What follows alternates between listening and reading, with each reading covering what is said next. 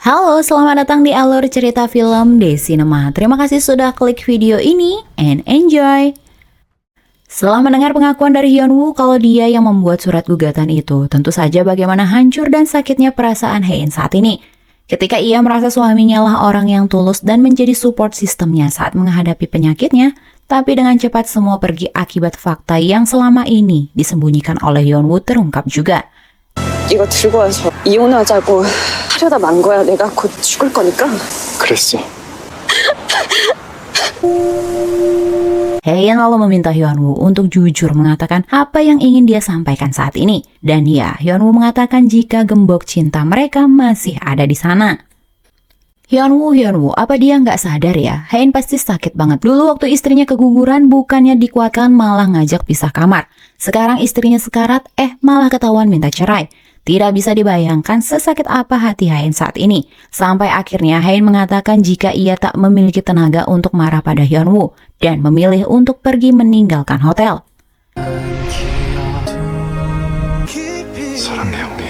Dan ya, kini penyakit itu kambuh lagi. Dia tiba-tiba sudah berada di tengah jalan raya dan tak sadar kalau dirinya sudah berada di sana. Tapi syukurnya Hyunwoo segera datang dan menyelamatkan Hae-in. Di sana pun terlihat Hyunwoo sangat khawatir pada istrinya. Ia lalu berusaha untuk menjelaskan alasan dan rencananya selama ini. Tapi Hae-in di sana meminta Hyunwoo untuk tak menyelamatkannya jika hal ini terjadi lagi. Keesokan harinya kini dokter menjelaskan kondisi Hae-in setelah menerima pengobatan. Ya, ternyata tak ada peningkatan sama sekali dengan kondisinya. Dokter pun meminta Hyunwoo agar Hae-in tak kehilangan harapan hidupnya. Karena sebagian pasien terkadang kehilangan harapan mereka untuk hidup setelah mengetahui jika penyakitnya tak bisa disembuhkan. Namun jika mereka punya sesuatu untuk dipertahankan seperti harapan, cinta, atau bahkan kebencian sekalipun, hal itu bisa sangat membantu untuk membuat mereka menjadi fokus dan berjuang serta bertahan hidup. Tak lama suster mengabarkan jika Hae-in ingin pulang dan menghentikan pengobatannya. Hyunwoo lalu berusaha meyakinkan Hae-in agar tak putus asa. Tapi Hae-in sudah negative thinking ya, jika Hyunwoo pasti sangat senang karena dirinya sekarat dan ia pun sudah pasrah. Tentu mendengar kata pasrah tadi, Hyunwoo pun lalu khawatir dan mengatakan hal-hal yang akan membuat Hae-in kembali memiliki titik fokus yang ingin dia lakukan setelah mendengar alasan Hyunwoo ingin berpisah darinya. 이제 아무것도 안 할 거야? 성 안 하고 그냥 이혼해주면 네가 날 가만두겠어? 내가 오죽하면 그랬을까? 왜 도망가려고 했을까?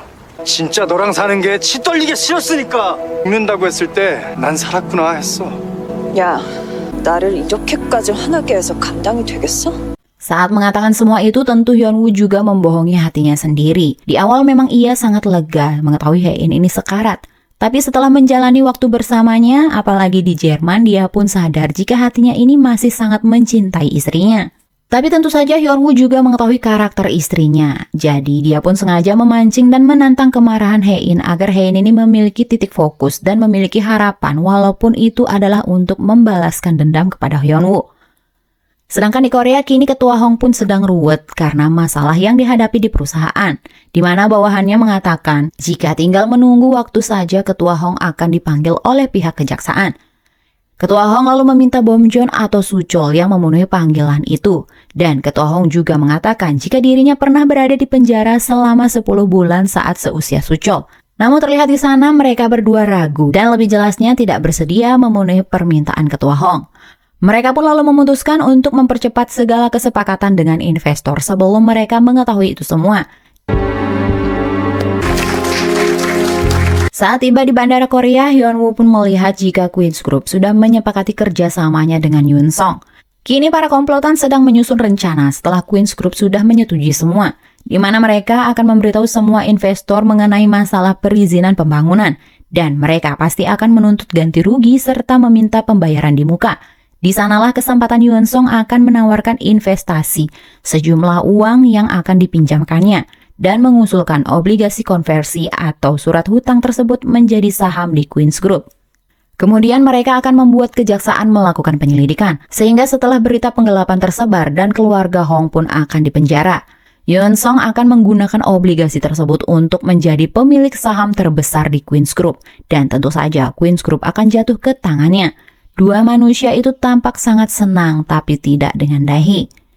Kini keluarga Hong sedang membicarakan Hyunwoo. Mereka sangat tidak menyangka jika Hyunwoo berbuat seperti itu. Ayah Hein berpikir jika Hyunwoo memiliki wanita simpanan dan menyelidikinya. Tapi Hein mengatakan jika dirinya lah yang akan melakukan itu semua. Dan dia pun akan menuntut ganti rugi pada Hyunwoo. Wah, Hein yang kejam pun kembali lagi. Di lain tempat, Hyunwoo kembali mengambil mobilnya di depan toko tersebut. Dan sudah ada Kim Yang di sana. Ia pun menanyakan keadaan Hyunwoo karena tahu kalau Hein sangat menakutkan ketika marah. Kim Yang pun merasa jika Hyunwoo sudah bekerja keras karena pura-pura jatuh cinta pada Hein. Namun ketahuan juga. Tapi dia salah karena kini Hyunwoo lah yang merasa bersalah telah membuat Hein menangis. Karena melihat Hein menangis membuatnya kesal dan gila pada dirinya sendiri. Sekarang Hyunwoo pun harus menghadap kepada ketua Hong. Di sana ia harus menerima omelan dulu dari sang mertua dan harus meninggalkan ponselnya di luar ruangan karena mereka masih mencurigai Hyunwoo. Dia pun menjelaskan jika dirinya tak menyadap ruangan ketua Hong dan menyerahkan sebuah foto, di mana foto tersebut ada Direktur Jo bersama Hwang Byung, yaitu pemimpin dari audit keuangan eksternal Queens. Menurut Hyunwoo sangat mustahil jika dia baru menemukan kesalahan setelah beberapa tahun menjadi tim audit keuangan. Dan di sana pun terlihat sangat mencurigakan. Itu artinya dia sengaja menutupi penggelapan Direktur Jo selama ini dan memang berniat menjatuhkan ketua Hong serta dengan sengaja memfitnah mereka.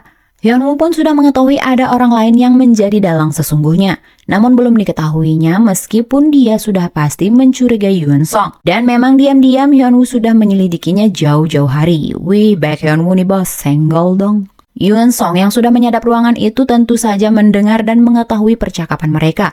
Ia pun langsung meminta Direktur Jo untuk pergi meninggalkan Korea sesegera mungkin. Sedangkan kini Deongduri Baek Mi-son mengetahui jika Baek Hyun-tae ini ternyata diam-diam membeli saham Queens Group yang tak diketahui oleh orang tuanya. Hingga tak lama ibunya pun datang dan mengatakan ia memiliki firasat buruk tentang Hyunwoo, sehingga ia pun menelpon anaknya. Namun ternyata ibu mertuanya lah yang mengangkatnya. Dia pun memberitahu masalah yang terjadi di keluarga Hong termasuk gugatan cerai itu sudah diketahui oleh semua keluarga.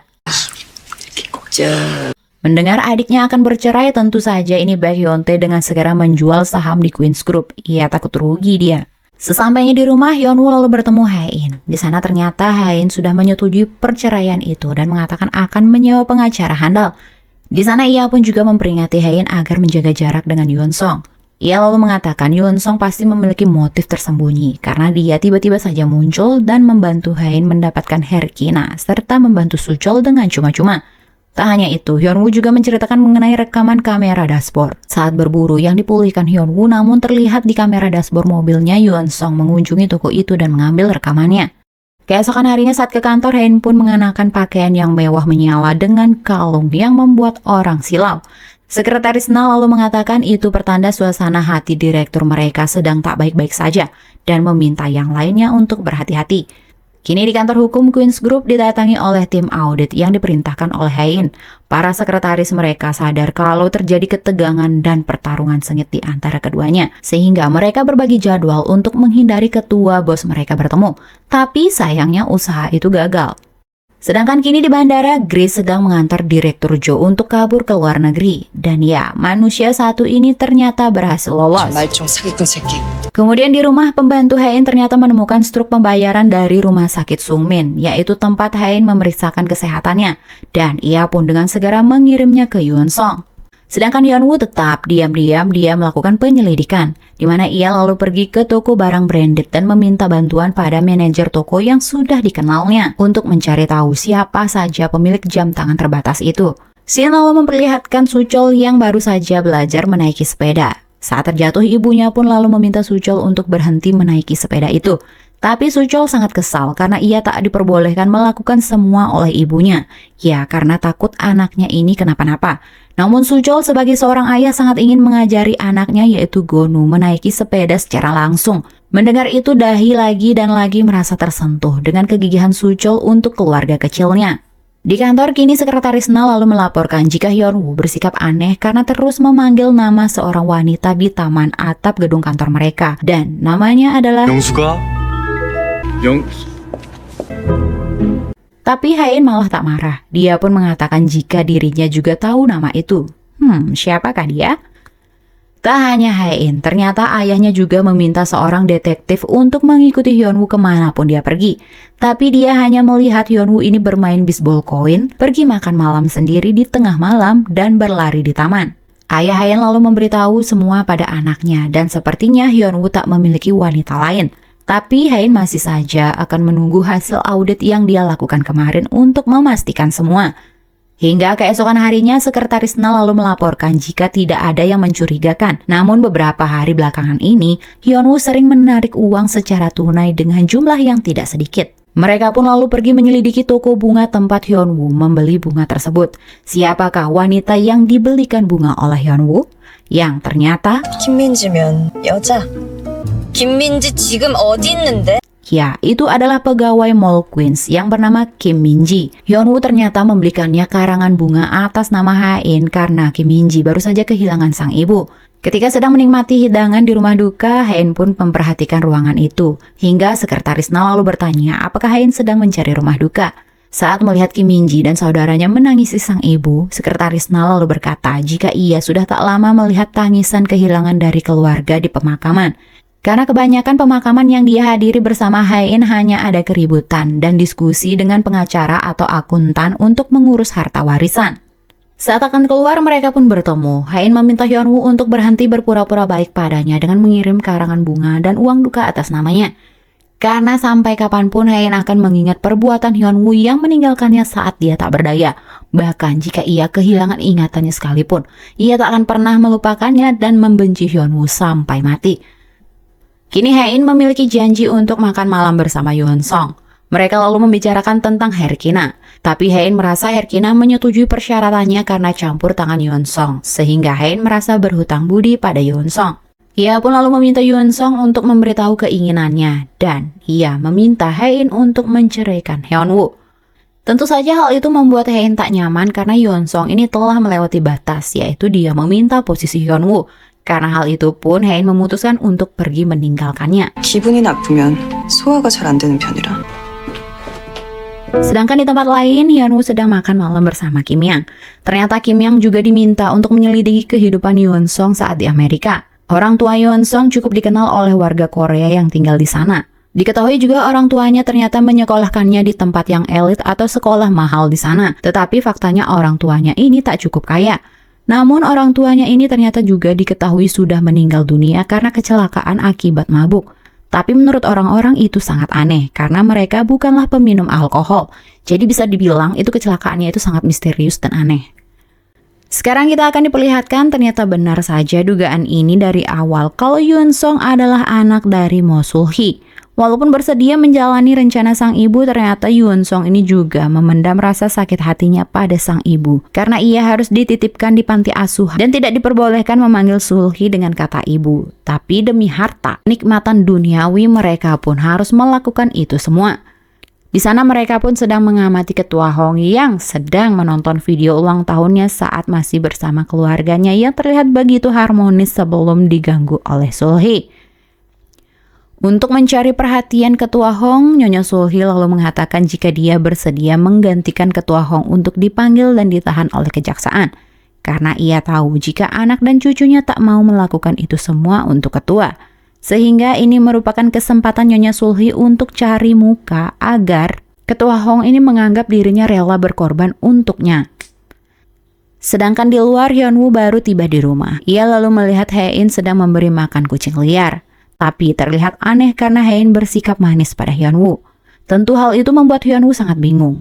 Dan ternyata, ya, Hae-in kehilangan ingatan untuk sementara. Ia lupa jika mereka sudah pergi ke Jerman dan menceritakan kembali tentang Yena yang mengalami kecelakaan.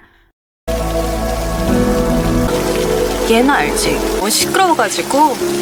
Mendengar itu, Hyun-woo begitu terpukul dan merasa bersalah pada Hae-in. Tak terbayang bagaimana sesak hati Hyun-woo dan sangat merasa bersalah. Hae-in yang mengatakan sangat membenci Hyun-woo, bahkan akan mengingat perbuatan Hyun-woo sekalipun dirinya hilang ingatan. Tapi faktanya salah. 백현우, 사랑해. Di episode kali ini kita akan diperlihatkan ternyata Young-suk yang dicari-cari Hyun-woo adalah seekor rakun. Di mana ternyata saat mereka masih menjadi karyawan, Hein mengatakan kalau di taman itu ada seekor rakun yang bernama Yongsuk. Hein mengatakan rakun itu akan keluar hanya saat diinginkan saja. Tapi di sana Hyunwoo tak percaya. 거짓말이죠. 그 영숙이가 내 킬 때만 나오거든? 거짓말이야. Ternyata saat itu Hein membohongi Hyunwoo, namun Hyunwoo masih mencoba memanggil rakun itu. Namun ternyata tanpa Hein sadari niatnya untuk membohongi Hyunwoo jika di sana ada rakun, tapi faktanya memang benar, ada seekor rakun yang terlihat di awal epilog tadi.